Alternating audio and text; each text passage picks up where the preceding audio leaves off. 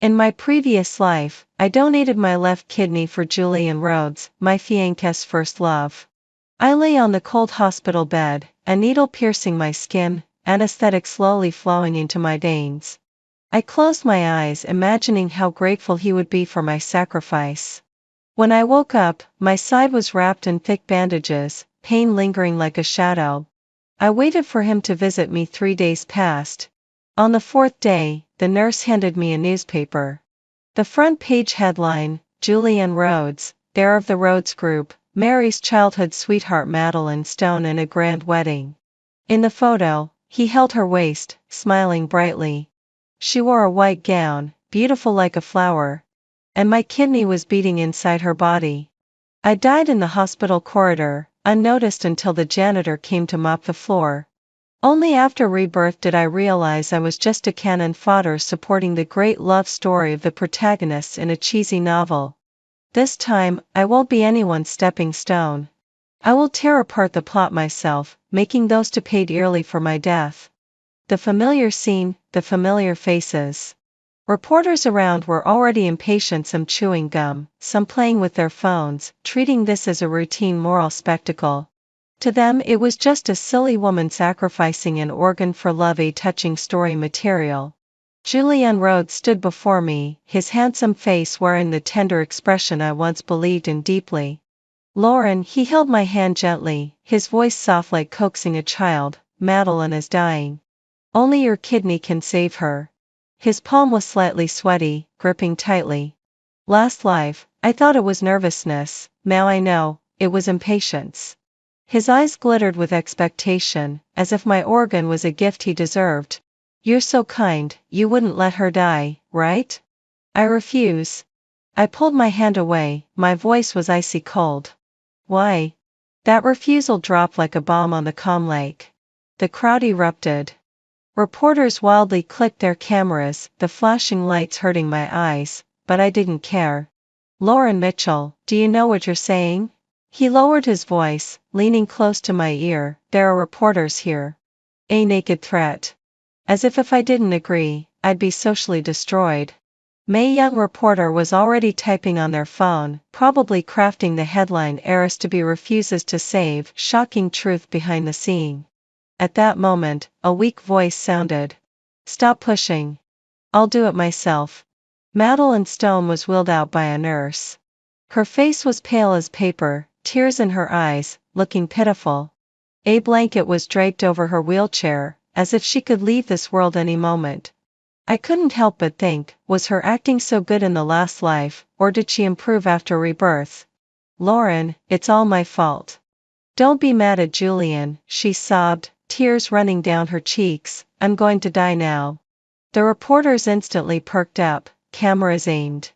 This scene was more dramatic than any soap opera. Such exquisite acting. Such perfect coordination. One forces, the other plays victim seamless. I sneered, took out my phone. I deliberately turned up the volume, making sure every reporter could hear. Then pressed play. Madeline Stone's voice came through clearly in the recording. Julian, don't worry. Once she donates the kidney, we'll be together forever. Her laughter held venom. Madeline's face instantly drained, even paler than before. Julian Rhodes' eyes flashed with panic. He didn't expect me to have this weapon. When did you record this? He growled, trying to snatch my phone. I easily dodged, putting on my sunglasses. The sunlight shone through the lenses, making the world look absurd. Don't bother me anymore. I turned and left, my steps as light as if I were going shopping. I refused to participate in this farce. The moment I shut off my phone, the world went silent. I leaned on the sofa, staring at the ceiling, feeling as free as after finishing an exam and throwing away the paper. The doorbell rang. Looking through the peephole, I saw Julian Rhodes' face and nearly laughed. This man really has no sense. Lauren Mitchell, open the door. I know you're in there. His voice came through the door, urgent and impatient. I slowly opened it, seeing him looking disheveled. His once neat hair was messy, his suit wrinkled, his eyes bloodshot. Without the Rhodes family's support, you're nothing. You're right. Julian's eyes gleamed with pride, feeling the pressure now. So I'm willing to cooperate, but with one condition. His expression brightened immediately. What condition? I have some bad assets that have been losing money. You help me get rid of them, and I'll go to the hospital. Julian frowned. What bad assets? Some small investments, real estate projects and such. I pretended to be helpless. Anyway, it's just losing money sitting there. Might as well transfer it to you, consider it my apology. His eyes instantly lit up. Greed was written all over his face. How much? Not much, just a few projects. I deliberately lowered my voice, but you know I'm never reliable with investments. Julian Rhodes had already started calculating in his mind. Lauren Mitchell's investments were indeed unreliable, but her family was wealthy. Even bad assets, if handled properly, could still make a profit. Besides, he had long coveted the Mitchell family's properties. All right, I'll help you handle them, he pretended to reluctantly agree, but you have to go to the hospital afterwards. Of course. I nodded obediently. Watching his satisfied back as he left, I finally couldn't help but smile. Greedy people never see the trap. Now, it's time for him to fall into it himself. I sat at the computer and began drafting an anonymous email. Recipient, Editor-in-Chief of Finance Weekly. Subject, exclusive scoop: era stops at nothing to climb the social ladder. In the email, I detailed the doubts about Madeline Stone's illness. How could a patient needing a kidney transplant be seen at a bar late at night? And those blurry photos, though faces couldn't be seen clearly, the background and time matched perfectly. Most importantly, I attached a whistleblower medical staff testimony. The testimony mentioned multiple alterations in Madeline Stone's medical records. The moment I hit send, a rush of satisfaction surged through me. Last life, I was torn apart by public opinion. This life, it's their turn to taste it. The next afternoon, my phone vibrated. Julian Rhodes sent a message, assets transferred. Going to hospital tomorrow. I replied, okay. At 9:40 a.m. on the third day, my phone was bombarded with messages. 10 minutes after the stock market opened, Rhodes Group's real estate shares hit the limit down. I held my coffee, watching the financial news showing Julian Rhodes' ashen face, feeling delighted. Rhodes Group's Pearl Bay project's funding chain broke, investors suffer heavy losses. The TV host's voice continued, but I lost interest. Julian Rhodes and Madeline Stone's phone rang for a full 10 minutes. Naturally, I had no interest in talking to them. Until a call from an unknown number. Miss Lauren, this is James Miller. He was the biggest villain in this book, Julian Rhodes' archenemy, eventually forced to ruin.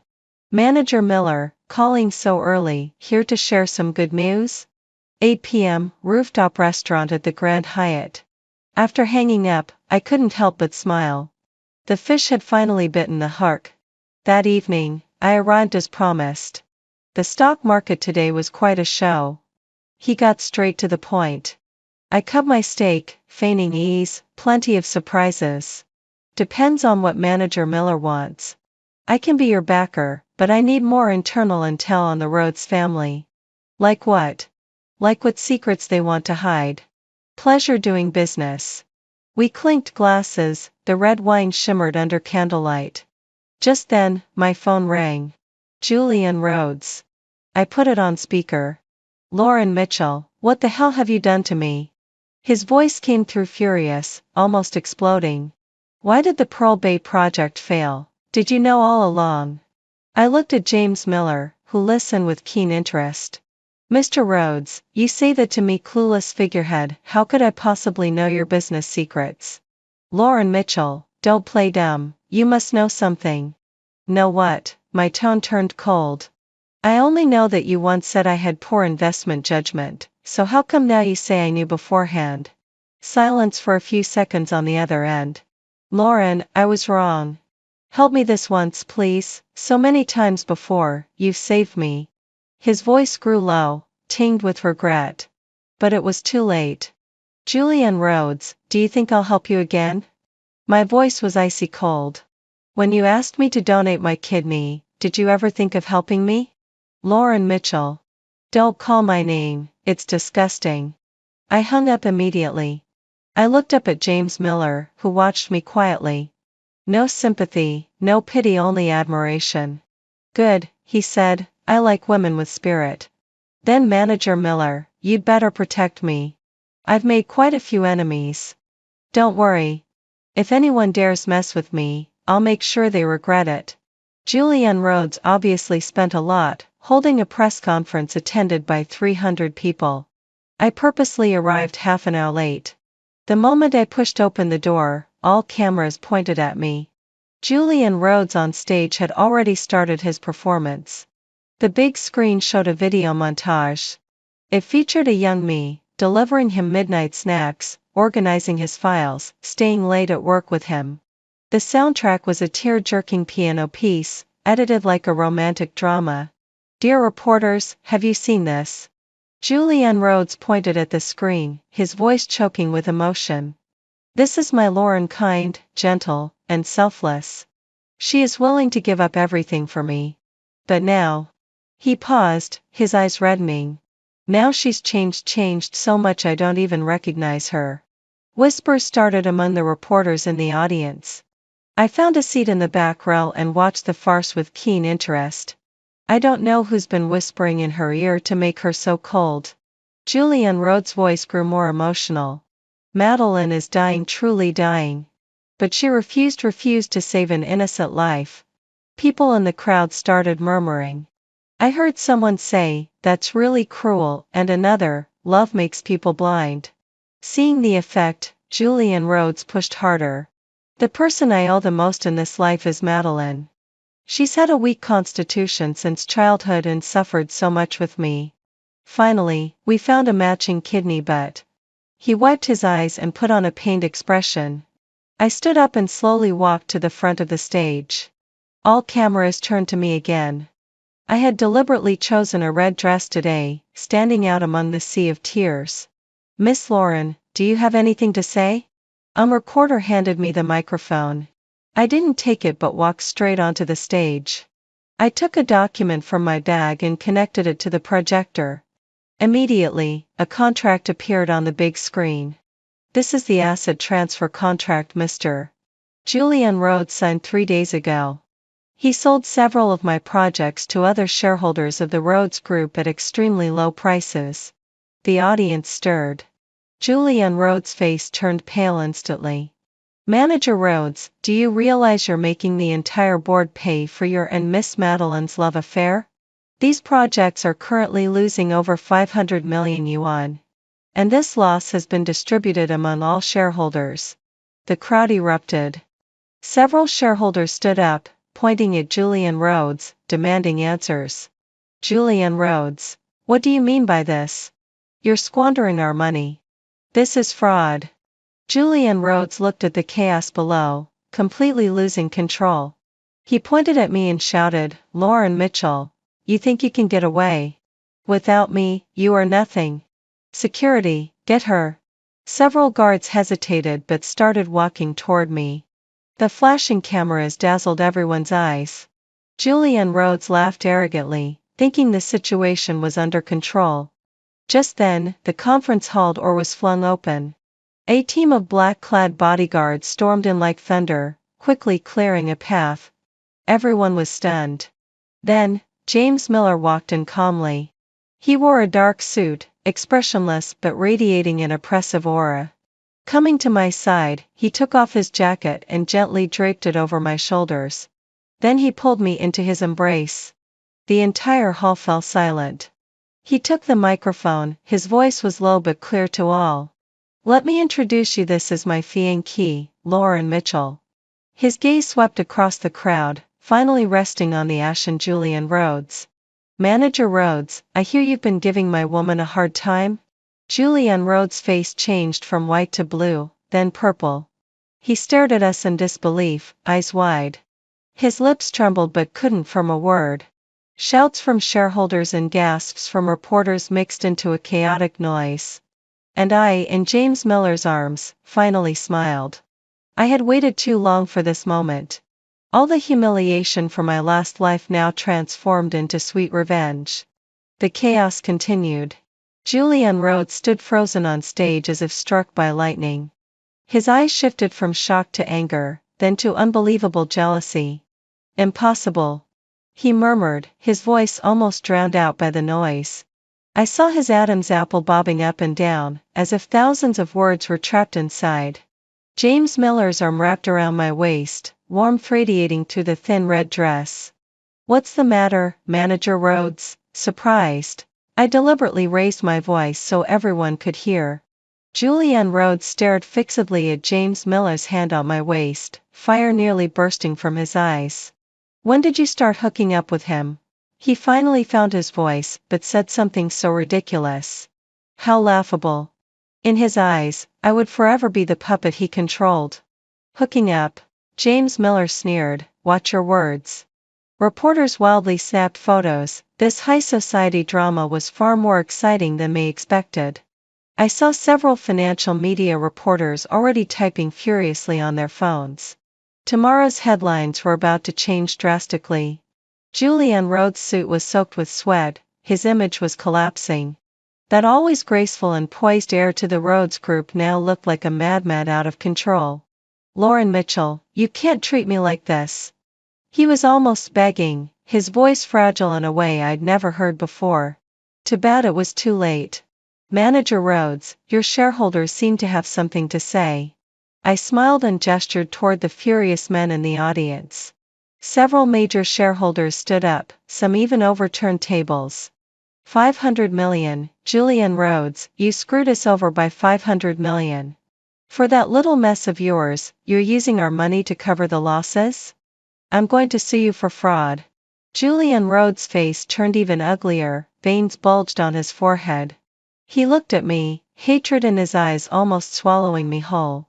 But I was no longer afraid. With James Miller by my side, he couldn't make a move against me.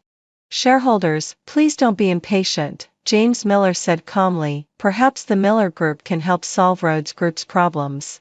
This sentence was like a bomb that instantly exploded across the room. Everyone understood what it meant. Miller Group was about to take over Rhodes Group. Julian Rhodes' empire would collapse completely today. And the fuse that set it all off was me. I looked up at Julian Rhodes, whose eyes had lost all light. That once high and mighty man was finally tasting despair. Lauren, he whispered in a voice only I could hear. I turned my head and didn't look at him anymore. Lauren Mitchell, I know you're taking revenge on me, but you can't do this. You don't really love him. He pointed at James Miller, jealousy obvious in his voice. Don't you know who he is? He'll ruin you. James Miller's grip tightened slightly. I could feel the dangerous aura radiating from him. My woman isn't someone for you to worry about. Julian Rhodes, like a cat stepped on its tail, completely lost his temper. Your woman? Lauren Mitchell has been my fiancée since she was 18. We've been together 8 years. 8 years. His voice grew louder and louder, completely losing reason. Do you know what she's done for me? She handled company crises for me, stayed up late working with me. She even was willing to donate a kidney for me. At the end, his voice began to tremble. I looked at the pain in his eyes but felt nothing at all. Manager Rhodes, I spoke, my voice so calm it was frightening. You're right, I did do a lot for you. But so what? A glimmer of hope flashed in Julian Rhodes' eyes. He thought I was going to change my mind. Do you know how I died in my last life? My voice grew colder. I lay bleeding in the hospital corridor. No one found me, no one cared. And you were on your honeymoon with Madeline Stone. Julian Rhodes' face instantly turned pale. What are you saying? I'm saying this life, I live for myself alone. I leaned closer to James Miller, feeling his warmth. Manager Miller treats me well, and that's enough. The crowd stirred again. Reporters began asking questions about our relationship. But Julian Rhodes no longer heard anything. He stood dazed on the stage, like a child abandoned. The once high and mighty, in control of everything, Julian Rhodes was finally tasting loss. And this was only the beginning. For the next month, Julian Rhodes went completely mad. He showed up under my company building every day, rain or shine. Sometimes with flowers, sometimes with gift boxes. The most outrageous time he knelt right at the building's entrance, attracting onlookers. "Lauren Mitchell, I was wrong, please forgive me." His voice came through the glass door, clearly trembling with tears. Even the front desk clerk couldn't stand it. "Manager Mitchell, should we call the police?" I watched Julian Rhodes and the surveillance footage, feeling complicated. This man, so high and mighty last life, now kneeling on the ground begging me. But my heart was already completely dead. No need, he'll leave when he's tired. Sure enough, after kneeling for 3 hours, Julian Rhodes slunk away. But the next day, he came again. This time he didn't bring flowers, but a knife. "Lauren Mitchell, come out," he shouted downstairs. "If you don't forgive me, I'll die right here." The knife was at his own neck, blood already seeping out. The crowd was terrified, some called the police. I sighed and went downstairs. "Julian Rhodes, enough." Seeing me, his eyes lit up immediately. "Lauren, you finally agreed to see me." He dropped the knife, trying to hug me. I stepped back. "If you want to die, go die. Don't block the entrance to my company." That sentence was like a bucket of cold water, extinguishing the hope in his eyes. "Do you really hate me that much?" "I don't hate you." I looked at him calmly. "I just have no feelings for you anymore. Like looking at a stranger." That sentence hurt him more than any insult. His face twisted, tears flowed uncontrollably. "No, no, I don't believe it. You loved me for 8 years, how can you just forget?" I said nothing and turned to leave. His desperate shouting came from behind. "Lauren Mitchell, I can give up Madeline Stone, I can give up everything. As long as you come back to me." I stopped and looked back at him. "Julian Rhodes, don't you really understand? What I want was never for you to give up anything. What I want is something you never gave." With that I turned without looking back and walked into the building, leaving him alone, lost in the wind. That night, James Miller came to pick me up from work. "Still causing trouble downstairs?" "Yeah, every day." "Want me to deal with him?" James Miller's tone was casual, like discussing dinner plans. "No need, he'll give up on his own." "Are you sure?" I thought for a moment. "If he doesn't quiet down, you can take action later." James Miller smiled and reached out to stroke my head. "My woman is kind. If it were me, I would have made him disappear long ago." The car slowly drove away from the building. Some feelings, once dead, are dead forever. No amount of tears can bring them back. 3 months later, Rhodes Group completely went bankrupt. Madeline Stone's call came as expected. "Lauren Mitchell, you bitch." Her voice was sharp like nails scraping a blackboard. "It's all your fault, Julian doesn't want me anymore." "Lauren Mitchell, do you think you've won?" "I'll tell you, I have secrets you can't even imagine." I frowned. "What secrets?" "You want to know? Then come alone to the warehouse district. I'll be waiting there. No police, no one else. Or I'll take the secrets to the grave." The warehouse district was remote, full of abandoned containers. I found an old warehouse at the address Madeline Stone gave. I pushed open the door and saw Madeline Stone sitting in a chair. Her hair was messy, tears streaked her face, and she held a knife in her hand. "Lauren Mitchell, you finally came." She smiled strangely, her eyes hollow like a madwoman. "Madeline Stone, say what you want to say. Want to know the truth about the last life."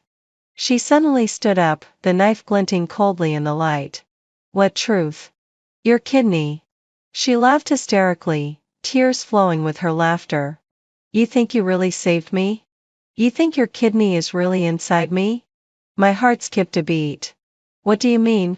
Your kidney didn't match at all." Madeline Stone shouted hysterically. "It was all fake from the start. We just wanted to sell your organs. Heart, liver, corneas all can be sold. A full set of organs can fetch millions." Madeline Stone grew more excited as she spoke. "The doctors were all bribed by us. All those matching reports were forged. You thought you sacrificed for love? You were just a pig waiting to be slaughtered. Did Julian Rhodes know? My voice was as low as a mosquito. Of course he knew. Madeline Stone smiled smugly. It was his idea. He said you were too naive, too easy to fool. As long as it was to save me, you'd do anything. Even give your life. At that moment, the warehouse door was kicked open.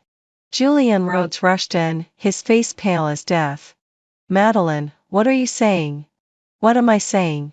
Madeline Stone's eyes flashed with madness when she saw him. I'm telling the truth. Lauren Mitchell, look, your beloved man is here.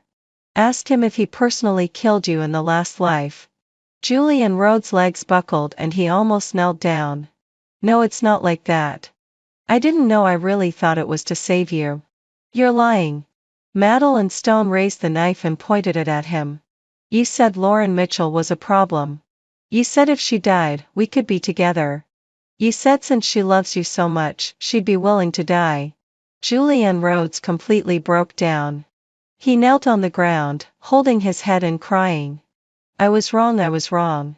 Lauren, I didn't do it on purpose. I looked at them, but inside I felt calm. So that's it. In the last life, I really was just a joke. A fool who would give up her life for love. Madeline Stone. I spoke calmly. Thank you for telling me the truth. Aren't you angry? She looked surprised. What good would anger do? I smiled slightly. If you wanted me dead, then I'll make sure you die first. No sooner had I finished than the warehouse door opened again. James Miller burst in with a team. They moved quickly and subdued Madeline Stone in an instant.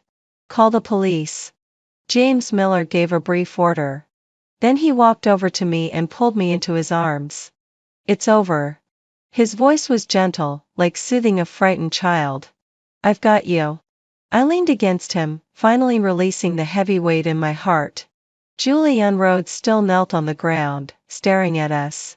Madeline Stone was taken away, still laughing wildly. Lauren Mitchell, you think you've won?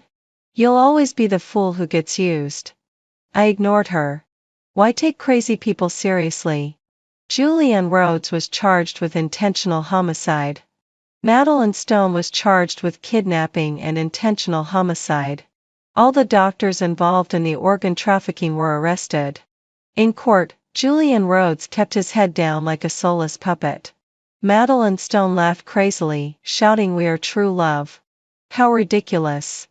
I sat in the spectator seats, watching it all with unexpected calm. What do you think? James Miller whispered in my ear. Nothing special. Like watching a play that has nothing to do with me. Julian Rhodes was sentenced to 20 years, Madeline Stone to 15. All the doctors involved were imprisoned. Justice came late, but it did come. When leaving the courthouse, Julian Rhodes' mother stopped me. Lauren Mitchell, are you satisfied now? Her eyes were full of hatred. My son is already like this, and you still want to finish him off completely? I looked at this once high and mighty noblewoman, now haggard like an old lady. And, it's not me who finished him off. It was your son who killed me. Myself, in the last life. She froze, not understanding what I meant. James Miller pulled me away, not giving her a chance to keep arguing. In the car, I leaned on his shoulder, suddenly feeling tired. It's over, he said.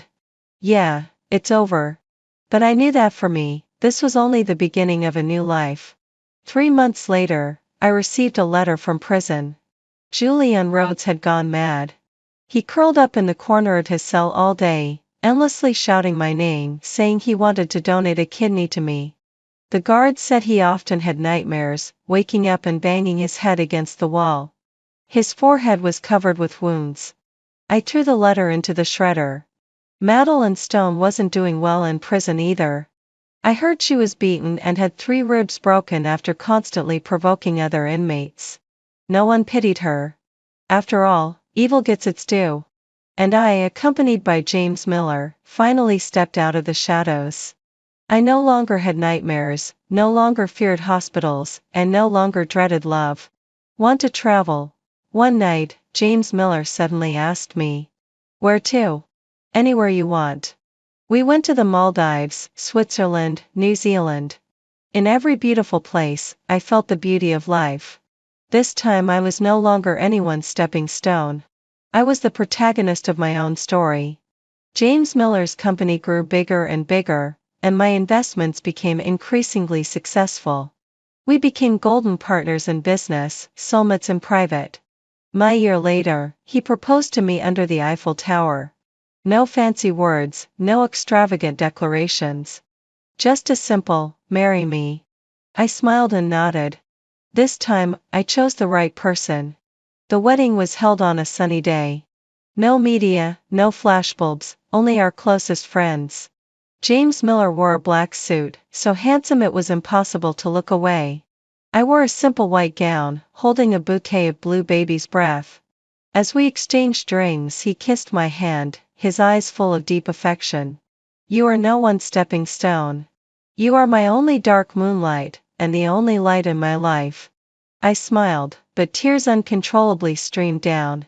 This time, I finally found someone who truly loved me. Married life was peaceful and beautiful. We had quarrels and reconciliations, ordinary days, and unforgettable moments. But most importantly, we respected and supported each other. 3 years later, we had a lovely daughter. She had James Miller's eyes, my lips, smart and mischievous. Watching her run in the sunshine, I often felt incredibly happy. This was the life I wanted. Simple, real, full of love. Sometimes I thought about my past self, that foolish girl who would sacrifice everything for love. If she knew how happy I am now, she would probably smile too, right? What are you thinking about? James Miller hugged me from behind. Our story. The story starting from rebirth? Yeah, from the moment I decided to never be anyone's stepping stone again. He chuckled softly and kissed the top of my head. That's the beginning of our story, but definitely not the end. Our story is still long. This time, I will write it well. No longer the cannon fodder in someone else's story, but the queen of my own life. Together with my king, writing our own legend. When I was 50, I was hospitalized with cancer, only to find that the family savings passbook had mysteriously disappeared. A visit to the bank revealed that there had been a large sum of money transferred out every year. It was Caleb Morgan who had been transferring the money to his first love, Isabel Hart. I then tried to mortgage our house for a loan, but discovered that the house was registered under Isabel Hart's name. When I confronted him, he looked completely unbothered. I married you, didn't I? What more do you want? You're just too greedy. Looking at the cold, indifferent man before me, I let out a bitter laugh. So this was the man I had clung to with everything I had. Back then, I used all my savings to fund his business, helping him become the first man in our village to earn over 10,000 yuan. I even chose to never have children, just because he didn't like them. But in the end, he used my savings to support Isabel Hart and their child. While I died with regret, unable to afford treatment. When I opened my eyes again, I was back on the day I gave him that fountain pen. Someone suddenly shoved me, and I nearly fell. Leila Monroe, I told you I don't like you. Stop giving me things. I don't want people to misunderstand our relationship. You keep following me around like a stray. Don't you know what self-respect and decency mean for a girl? Once I steadied myself, I finally got a clear look at the man in front of me. It was the 20-something-year-old Caleb Morgan. He was now dressed in faded, worn-out clothes, with large patches on his trousers. No longer the well-dressed man I remembered. I realized I had been reborn. When I came to my senses, I saw that I was holding a Shanghai brand fountain pen. A gift I had bought to please Caleb Morgan. Seeing me silent, he frowned impatiently and glanced at the pen in my hand. I'll reluctantly accept this gift. Let's just call it even, but don't bother me again. Before I could react, he reached out to take the pen. I laughed out loud, angered by his shamelessness and his freeloading ways. I laughed at my past self blindly falling for a loser like him, who ultimately ruined me. Just as his hand was about to touch the pen, I swiftly pulled it back and stuffed it into my pocket. If you don't like it, then don't take it. No need to force yourself. In my past life, after he accepted the pen, he kept complaining about how much he hated my gifts. Yet he used that pen every day. Those young educated youths around us thought, based on the pen's value, that he came from a wealthy family and they all flocked to him. It greatly fed his vanity. At the time, I foolishly thought his complaints were just shyness, and I started showering him with more expensive gifts. Caleb Morgan accepted them all without hesitation. Now, seeing me put the pen away, he stood frozen, his outstretched hand still suspended in the air. Then he blurted out, "Are you playing hard to get?" I sneered. "You're overthinking it. I just suddenly realized I don't like you anymore. Don't worry. I won't be bothering you again." With that, I turned and walked away. He immediately grabbed my arm, sneaking a glance at the pen in my pocket, and softened his tone. "Leila Monroe, I was too harsh earlier. It's just we barely know each other, and you've been following me every day. It doesn't look good." Caleb Morgan. Isabel Hart suddenly appeared at the road and called out loudly. "The team leader's looking all over for you." Caleb Morgan, startled, let go of my arm and quickly stepped away from me. He turned toward Isabel Hart, his ears slowly turning red. "Isabel Hart, Leila Monroe insisted on giving me gifts. I've refused her so many times, but she just keeps pestering me.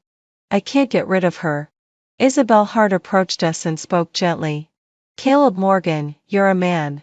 You don't understand girls. Let me talk to Leila. The team leader's in a rush. You should go." Caleb Morgan nodded and shot me a warning glare before leaving. Isabel Hart still wore a smile, but it didn't reach her eyes. "Leila, Caleb Morgan will definitely go back to the city one day. He won't stay here for you. Don't waste your time on him."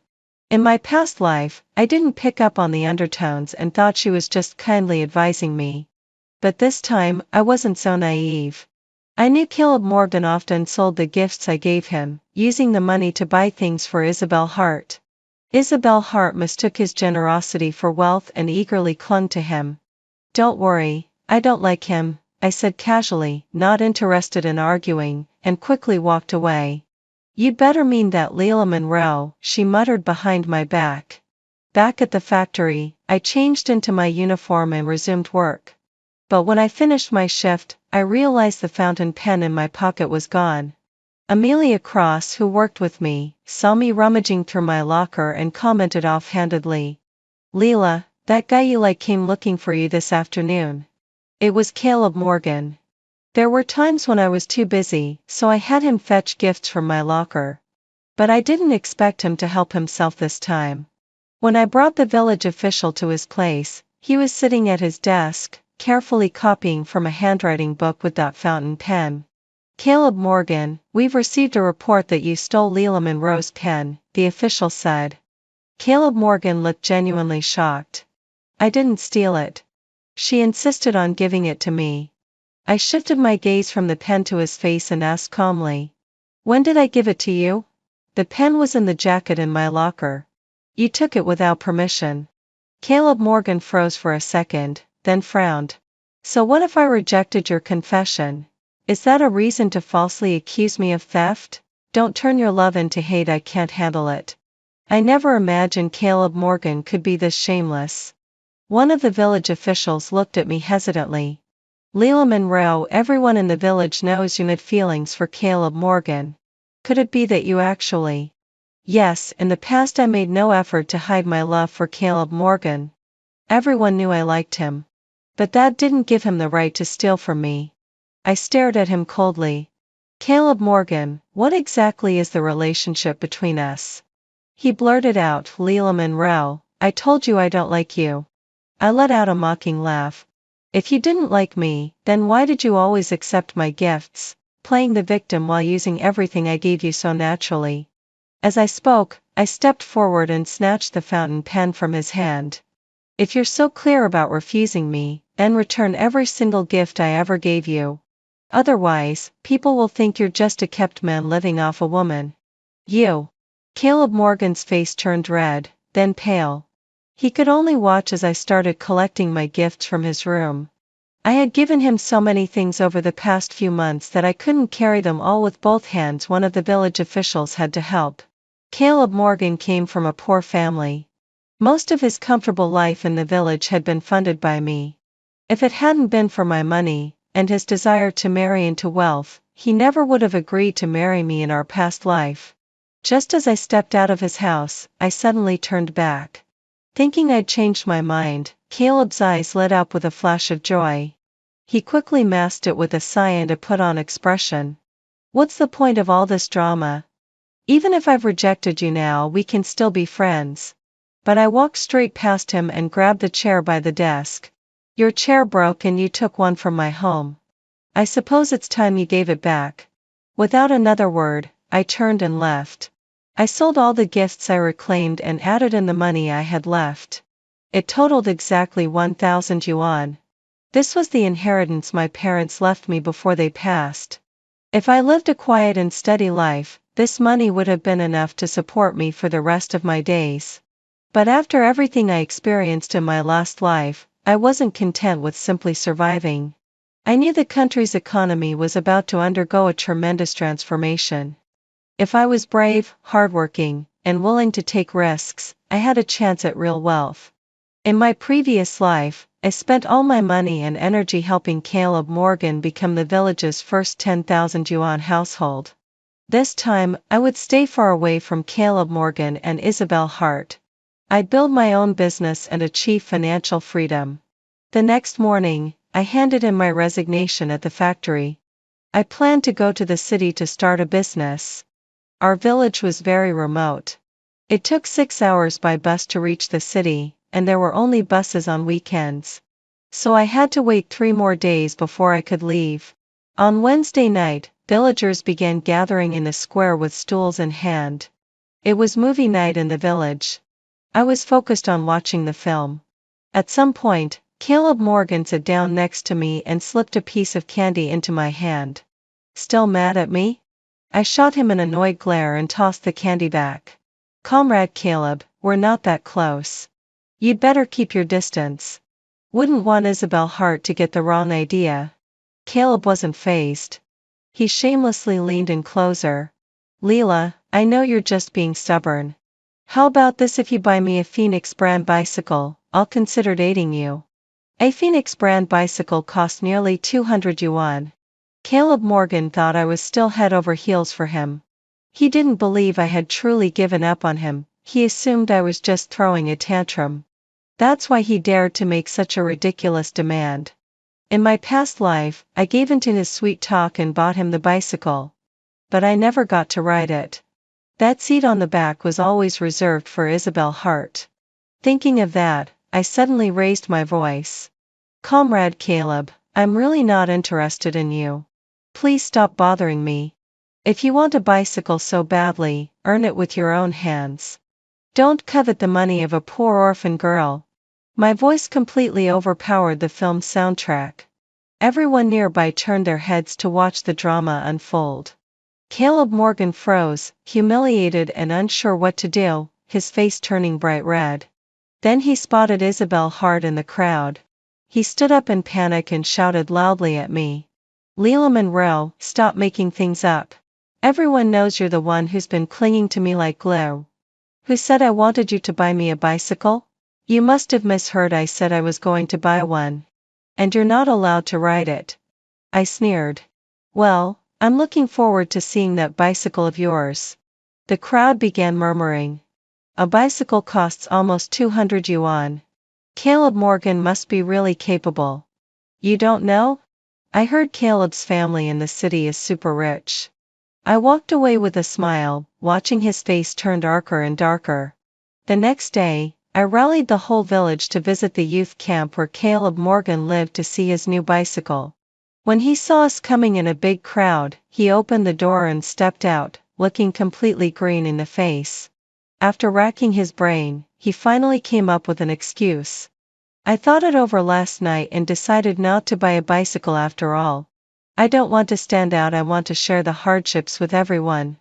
I came here to help build and develop the countryside alongside everyone, not to live in comfort.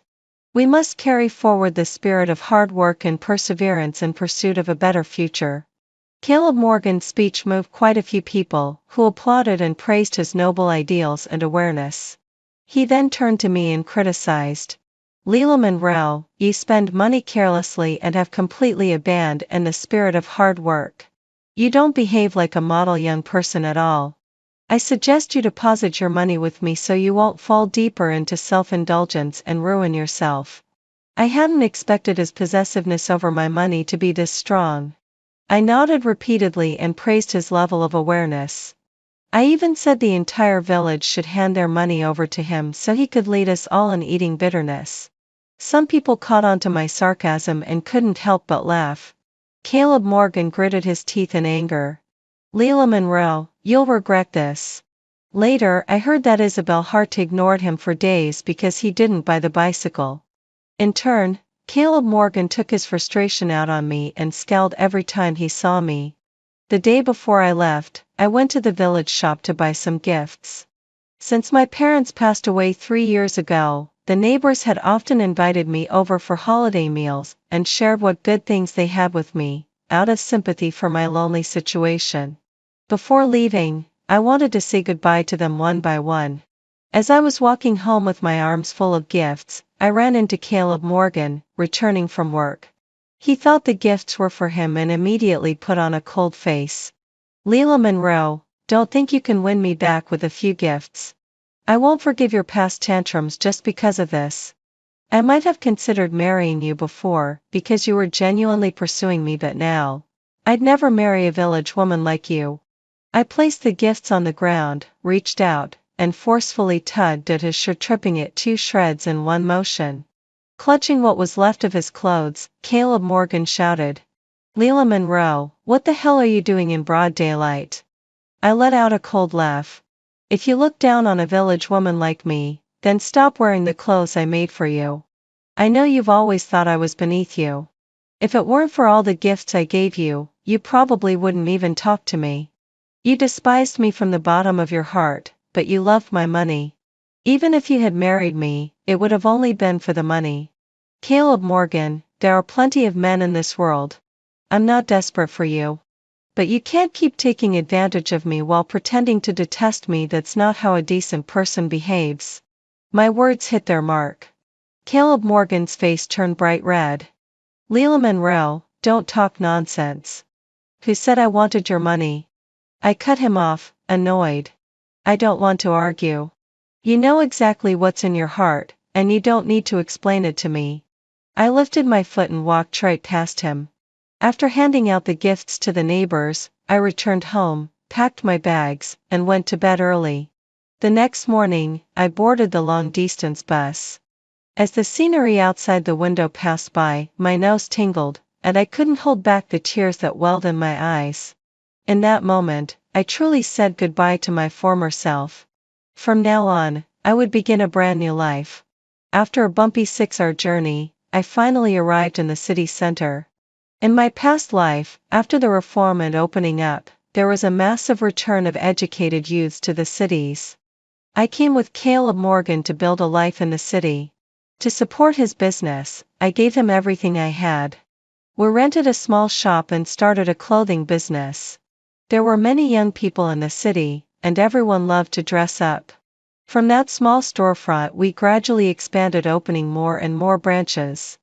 Eventually, we built our own clothing brand, and finally, a factory and a company. So in this life, I decided to start with clothing again. After all, that's the only thing I knew how to do. But now, with the experience of a past life, I could avoid many detours. First, I rented a storefront on the busiest pedestrian street, and gave it a simple renovation. Then I spent a week traveling back and forth by train to the port to purchase stock. Clothes that were trendy and affordable, unlike anything you'd find in our small city. I focused exclusively on women's clothing. No matter the era, women's money is always the easiest to earn. All outfits in my store came as coordinated sets so customers wouldn't have to worry about how to match pieces themselves. I named my store Leela Women's Wear. On opening day, young women nearly trampled the threshold. They raves about how fashionable the clothes were and how each outfit looked stunning. They scrambled to grab what they liked, afraid someone else would beat them to it. The shop was packed every day. I couldn't handle it alone, so I hired Emily Johnson to help run it. I went to the port to restock twice a month. Though running the shop was exhausting, the joy of making money made everything worthwhile. In my previous life, I managed the shop while Caleb Morgan handled the finances. Out of trust, I never checked the books. I just knew we were making good money, but not how much. As the business grew into a company, Caleb Morgan convinced me to step away from management under the pretense of sparing me the stress. From then on, he held complete control of the finances. That gave him the opportunity to secretly start another family. And it wasn't until my death that I discovered all the money I had earned had been used to support Isabel Hart and their illegitimate child. I looked at the pile of money in front of me, stacked like a small mountain, and burst into laughter. So this is what it feels like to hold real money in your hands. It felt amazing. After going over the books, I paid Emily Johnson her salary and bonus. She was so moved she thanked me 5 times in a row. 2 months later, I had just gotten off the train with new inventory when Emily greeted me with a bitter expression. "Leila, a new clothing shop open right across the street. It's called Isabel Fashion, and their prices are half of ours. Even our regular customers have started going there." I put down the goods in my hands and went to check out the store Emily had mentioned. Inside, I saw the 2 people I least wanted to see, Caleb Morgan and Isabel Hart. The moment Caleb saw me, a knowing smile spread across his face. "Leila Monroe, you came back to life too, didn't you?" I froze where I stood, a cold chill creeping down my spine. He lowered his voice and continued. "I had a dream. In it we got married and started a business together. Now that I see you here, I know that dream was real. In the last life, I let Isabel Hart down. This time, God gave me a second chance to correct my mistakes. That's why I can't marry you in this life. Leila, you already had me for a lifetime. It's time to let Isabel have her turn." His shamelessness almost made me laugh out loud. "You think you're some kind of prized treasure everyone's fighting over? In our last life, I died because of him. Why would I ever want to marry him again in this one? Last time, all we did was sign a marriage certificate. The one who truly lived with him and bore his children was Isabel Hart. Every time he claimed to be away on business, he was actually staying at her place. I waited alone in an empty house for 30 years. And now he has the audacity to say I had him for a lifetime?" Caleb frowned. "Since everything's out in the open now, stop having any romantic thoughts about me." Before I could snap back, Isabel Hart shoved past the customers at the door, quickly wrapped her arms around Caleb's like she was staking a claim. "Our Caleb really has a head for business. We've already made a few hundred yuan in just 3 days. Won't be long before we're 10,000 yuan earners." Caleb looked at her affectionately. "It's all thanks to our Isabel, finding clothes that are both cheap and stylish. We're going to own this street's market." "Cheap and stylish?" I turned my head to get a better look at their inventory. But Isabel immediately stepped in front of me, spreading her arms to block my view. "Leila Monroe, fair competition is the rule in business. Don't even think about stealing ideas from me. If your store isn't doing well, maybe look at your own shortcomings." I gave her a long look, then turned and walked away. The clothing I bought from the port was already at rock-bottom prices. The styles in their store looked nearly identical to mine, yet their prices were lower than my cost. Unable to figure it out, I asked the boss of the stir-free shop next door to do me a favor, buy a piece of clothing from Isabel Fashion and bring it back for me to examine. "Leila, I got the clothes," Emily Johnson said as she handed them over. Comparing their piece with a similar one from my store, the difference was night and day. The material from Isabel Fashion was inferior and had a nasty smell when held to the nose. The stitching was chaotic and messy. Suddenly, I remembered in my past life, there was a black market factory inland that specialized in knockoff clothes. Their inventory was cheap and updated quickly. Many sellers abandoned the port goods and switched to them. I was tempted to, back then, But after receiving a few samples and seeing how terrible the quality was, I gave up. Later, all of that black market factory's goods started having quality issues. Customers flooded back to stores demanding refunds. When the scandal broke, the factory vanished overnight. The store owners couldn't find anyone to hold accountable. Between refunds and unsold stock, several shops went bankrupt. Caleb Morgan, focused solely on collecting money and managing accounts, had no idea about any of this. So now that he had come back, he naturally tried to restart the same business. But unlike me, he knew nothing about clothing. Without my help, there was no way he could achieve the success we once had. And now that I realized Isabel Fashion was going to have problems in just a few days, I couldn't contain my excitement.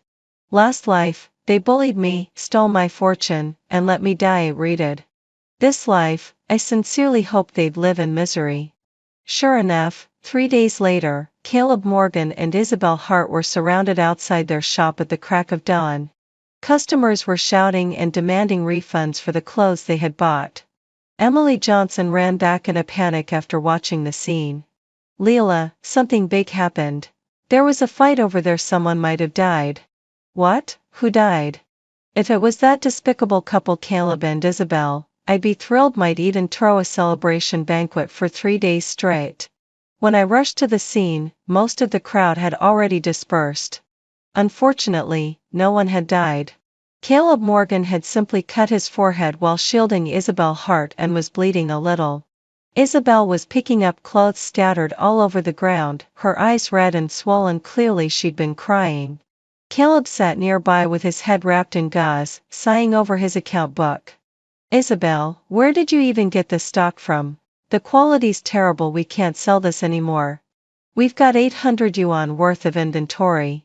We need to return it. Isabel's hands froze Midra as she picked up a blouse. Her face turned pale as she looked up. Caleb, I went to the factory while you were at the hospital. They're gone. They've already skipped town. They were scammers, I can't find them anymore. Caleb Morgan suddenly stood up and yanked Isabel Hart, who was squatting on the ground. His face turned extremely ugly. Didn't you say that factory was reliable? You used all our money to stock up. Tomorrow's the repayment deadline. All the money we just earned is gone. What am I supposed to use to repay it? It was the first time Caleb Morgan had lost his temper at Isabel Hart. But Isabel didn't back down. She shook off his hand forcefully, placed her hands on her hips, and shouted, Caleb Morgan, don't blame everything on me. Didn't I ask for your opinion before placing the order? My parents had already arranged a job for me at a state-owned factory, but you insisted I open a shop with you. You said we'd become 10,000 yuan earners in a year. If it weren't for your obsession with copying Leila Monroe's clothing store, would we be in this mess? Now look, everything's ruined. Caleb clenched his fists, his chest heaving violently. After a moment he calmed down, then pulled Isabel into his arms and spoke gently. All right, I said the wrong thing. Don't be mad, it was my fault, okay? But that repayment really is due tomorrow. Didn't you say your parents gave you a referral for that state-owned factory job? Let's sell it to get the money for repayment. Whatever's left, we'll use to buy new stock. Isabel Hart pushed him away, a look of confusion and suspicion in her eyes. Caleb Morgan, didn't you say your family was wealthy and supporting your business? I was fine with the loan, but now you want me to sell off my job to help you with money too? Caleb froze for a second before giving a forced explanation. This is part of my parents' way of testing me. If I can prove myself out here on my own, they'll let me inherit the family business. In the previous life, Isabel Hart lived entirely inside Caleb Morgan's web of lies. All the money I earned became his leverage to show off in front of her. This time, without my financial support, Caleb had actually gone as far as taking out loans, and now he even wanted Isabel to help him repay them. But Isabel wasn't me. She loved money, not Caleb Morgan. In the end, Isabel Hart refused to sell her referral for the factory job. Before they discovered I was eavesdropping from around the corner, I quietly slipped away down another path. After Isabel Fashion shut down, my store's business quickly bounced back. Customers once again flocked in. One morning, I went to the train station as usual to take the train to the port to restock goods. But to my surprise, I ran into Caleb Morgan and Isabel Hart again. When they saw me, they followed closely behind, afraid I'd shake them off. But the station was crowded. After a few zigzag maneuvers, I lost them easily. Just as I was about to board the train, Caleb shouted desperately, "Leela Monroe, wait for us. Don't be so selfish, we're going with you to pick up goods." I didn't even turn around. I ducked straight into the carriage. Before the train departed, they finally squeezed on too. They guarded me like prison wardens wouldn't even let me go to the restroom alone. Late at night, while Isabel Hart was asleep, Caleb Morgan sneakily shook me awake. "Leela, wake up, I need to talk to you." I opened my eyes impatiently and glared at him. "Say it or shut up." He glanced toward Isabel Hart's seat to make sure she was still asleep, then pulled 200 yuan from his pocket and stuffed it into my hand, lowering his voice. "I'm not asking for help for free, here's 200 yuan. Just take us with you to pick up goods." It was obvious now Isabel must have finally agreed to let him sell the job referral to raise money to restart the business. Seeing I wasn't speaking, he tried the emotional angle. After all, we were husband and wife in the last life we built a business together. Even if there wasn't love, there was at least a revolutionary bond, right? "I'm really happy to see you doing well now. I won't ask for much, just let us tag along this once, okay?" Before he could keep rambling, I cut him off with a wave. "Fine. Just this once." Even if I said no, they'd find a way to follow me anyway. Besides, 200 yuan is no small amount right now, it's the equivalent of 10 months' wages for a laborer. Who would turn that down? I tucked the money into my undershirt pocket, crossed my arms, closed my eyes, and went back to sleep. The most important thing now was to conserve energy. The real work began when we reached the port. On the third morning, we arrived. I led them through the process of selecting, bargaining, and purchasing goods. They followed along, mimicking everything I did. Since they had to people, they bought twice as much as I did. Isabel Hart, being at the port for the first time, found everything novel and ended up buying a whole extra bag of trinkets in addition to the goods. Once we were done, we headed straight to the train station to return. Isabel Hart, beaming, walked ahead carrying her bag of trinkets. Caleb Morgan railed behind, sweat pouring down his face, two giant bags flung over his shoulders, his shirt completely soaked and clinging to his body. Seeing the sight, I let out a small laugh. In our past life, Caleb was afraid of hard work and always made me travel alone to pick up goods by train. Now he was finally experiencing just how exhausting it had been for me. Caleb Morgan barely squeezed onto the train, and after putting down the goods, he collapsed into the seat, panting heavily. Beside him, Isabel Hart pulled out a water bottle from her bag and opened it. Caleb instinctively reached out to take it. But Isabel downed the entire bottle in one go. Still thirsty, she handed the empty bottle to Caleb and ordered, "Caleb, go get some more water." A flash of anger passed through Caleb's eyes, but he said nothing and got up to fetch water. I just sat there eating my popsicle, smiling without a word. In our past life, Caleb had grown used to being pampered and taken care of by me. This time having a princess like Isabel Hart torment him wasn't too bad. After getting off the train, we went our separate ways. Caleb thought that by getting the same stock as I did, he could replicate the success of our previous life. But he couldn't be more wrong. Running a clothing store isn't just about the products, it's also about service. Caleb was arrogant and never interacted with customers, preferring to hide in the backroom and count money. As for Isabel, her pampered nature made it nearly impossible for her to lower herself, and appease customers. It was torture for her. Customers come to spend money, not to be mistreated. Just a few days after reopening Isabel Fashion, arguments between Isabel and customers could be heard daily. Many of the customers who initially chose her store ended up switching back to mine. With no revenue coming in, Caleb finally lost his cool and started arguing with Isabel in front of the store. "Isabel Hart, can't you learn from someone like Leela Monroe? You're supposed to be educated, but you can't even match a village girl. At the mention of my name, Isabel completely lost it. Really, Caleb Morgan? I knew something was fishy between you and her. Back in the village, you were always tangled up with her. Now you're with me and you're still thinking about her. You think I'm not as good as her, she's just some country bumpkin. What does she have that I don't? Are you blind? And how dare you criticize me? You didn't put a single penny into this shop, it's all money I got from selling my job. You're just a freeloading pretty boy. Caleb, now being scolded to his face, exploded.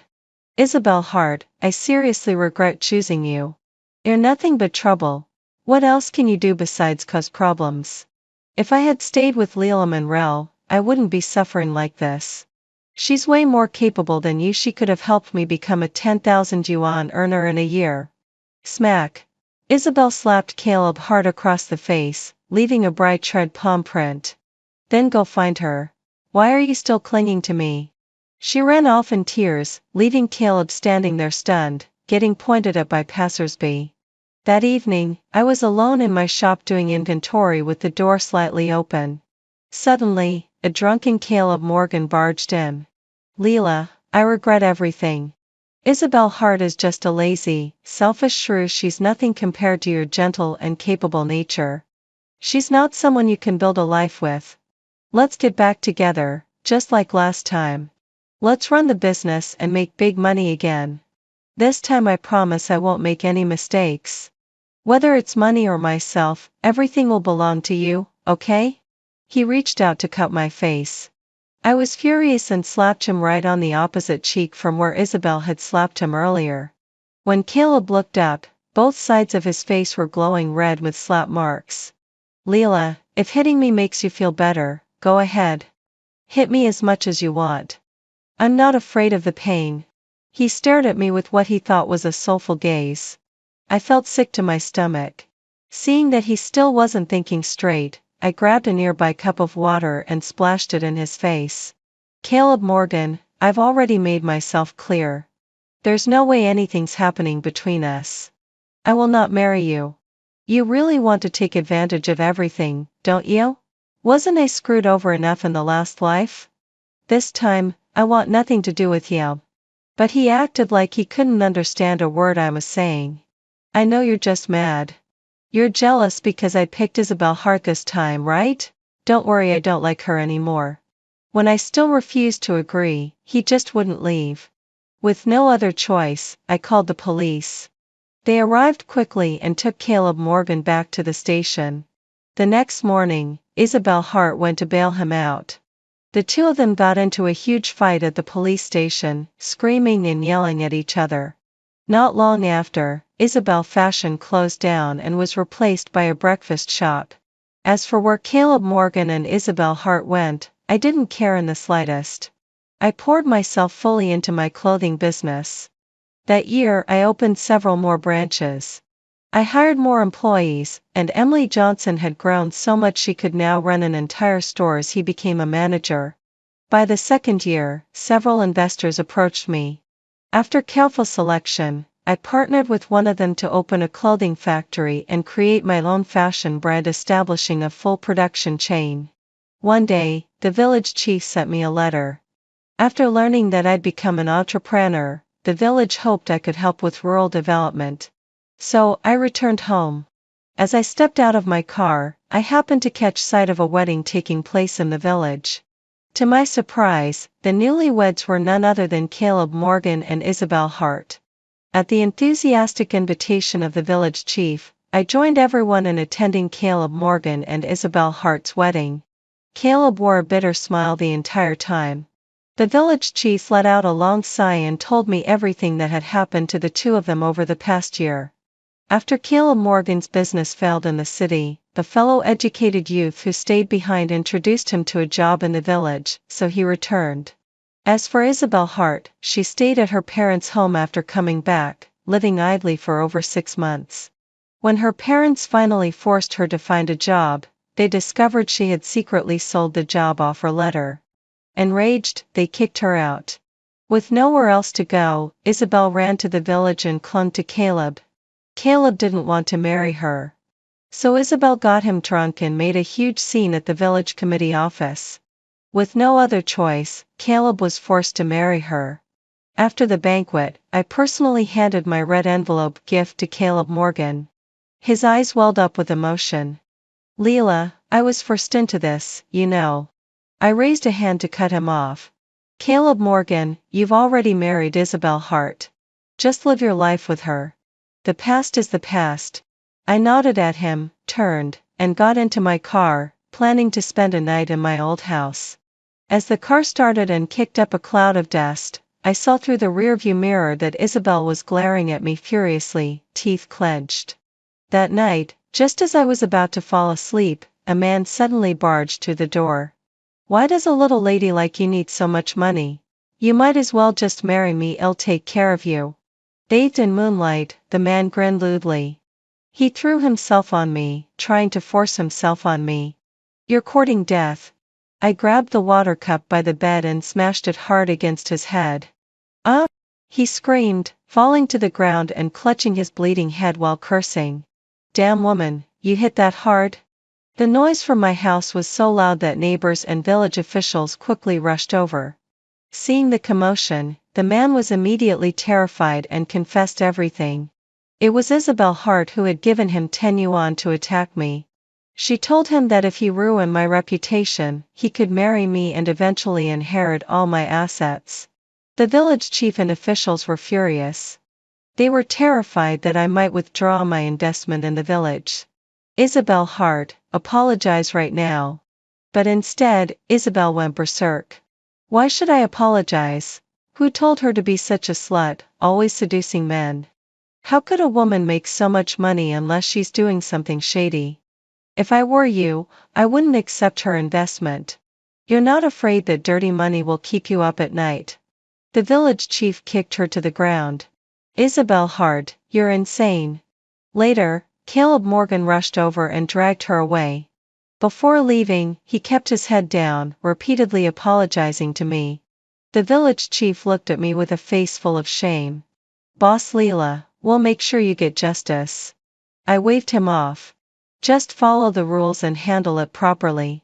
Don't worry, I'll fulfill all my investment contracts as agreed. The next morning, I left the village. Over the following 20 years, the economy developed rapidly. With memories from my past life, I invested in many industries.